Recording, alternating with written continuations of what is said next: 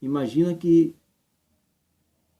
tudo aquilo que você aprendeu, Deus mostrou a você que está errado. Qual seria a sua posição? Que atitude você iria tomar ao saber que aquilo que você creu, que aquilo que você aprendeu, cantou e ensinou, está errado?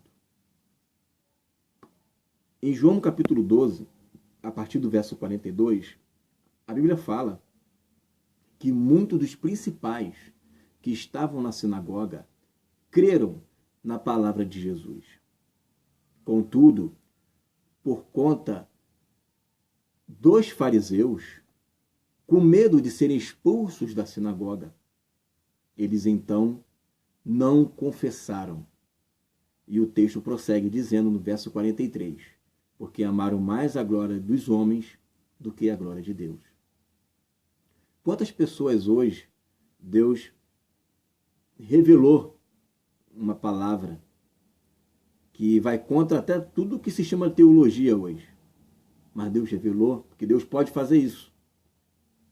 E nessa revelação da palavra, eu não falo uma revelação no sentido de trazer algo novo fora das Escrituras. É algo que está nas Escrituras, que Deus ele abre o seu entendimento para que Deus mostre a você aquilo que já está escrito, tá? Porque a gente fala a revelação da palavra, a pessoa pensa, mas tudo já está escrito, tudo já está escrito. Não é algo novo, não é uma Bíblia nova, não é um livro novo. É aquilo que está na palavra, que Deus então ele abre o seu entendimento para que você viesse a conhecer o que está ali. Acho que é super normal isso. Então, pessoas que Deus ele mostra, revela, abre o entendimento, tira as escamas dos olhos. E quando ele se depara com aquela verdade, ou ela toma aquela posição de ter medo de confessar aquilo que ela crê, ou ela realmente toma posse e passa a ensinar conforme Deus o ministrou. Em Atos capítulo 17, você vê Paulo falando sobre a ressurreição. Você vê pessoas que escarnecem, pessoas que dizem, muito boa essa palavra, muito interessante, depois você nos ensina melhor. E você vê pessoas que creram em Jesus, como Dionísio, como Dâmaris. Então você tem três plateias. Você tem os que creem, você tem aqueles que acham interessante, e você tem aqueles que zombam mesmo. E o problema aí não é nem aqueles que zombam, porque os que zombam eu acredito que sejam realmente aquele grupo de pessoas que não estão acreditando. Quando você não acredita, você não acredita. Agora, o grande problema é quando você crê, quando Deus fala, olha, isso aí que você está ensinando, isso aí está errado. O certo é assim, assim, assado. E Deus vai lá, testifica no seu interior, abre os olhos do seu entendimento e fala, nossa, realmente o que eu estou ensinando não é certo. Mas por causa da glória dos homens, por causa dos holofotes, por causa dos primeiros assentos, por causa das saudações, por causa da reputação, por causa dos títulos, por causa da igreja, por causa do dinheiro, eu não vou negar tudo aquilo que eu aprendi.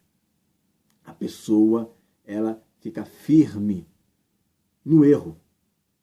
É por isso que Marcos, no capítulo 12, Jesus ele vai lá e escracha os escribas, porque os escribas tinham aquela função especial de estarem interpretando a lei, e eles eram tidos como aqueles que são os maiorais mesmo. Sabe aquela pessoa que você olha para ela, parece uma Bíblia ambulante, uma Bíblia com perna, esse camarada sabe de tudo, sabe os versos da Bíblia, sabe, esse camarada é bom.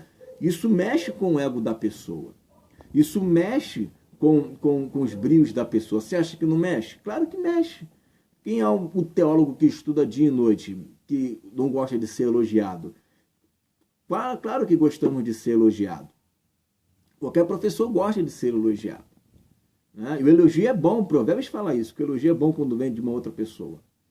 Agora, o problema é quando isso deixa tomar o seu coração e você passa a ser orgulhoso. E você perde a humildade, que era o que estava acontecendo com esses principais da sinagoga, com os escribas, com aqueles atenienses.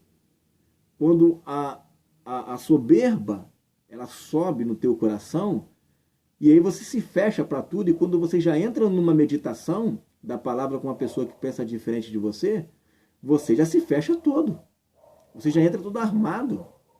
É aquela pessoa que não aceita de forma alguma ser receber uma contradição, ouvir uma contradição. Não aceita o outro lado. E aí começa os xingamentos, a menosprezar, né, a pessoa.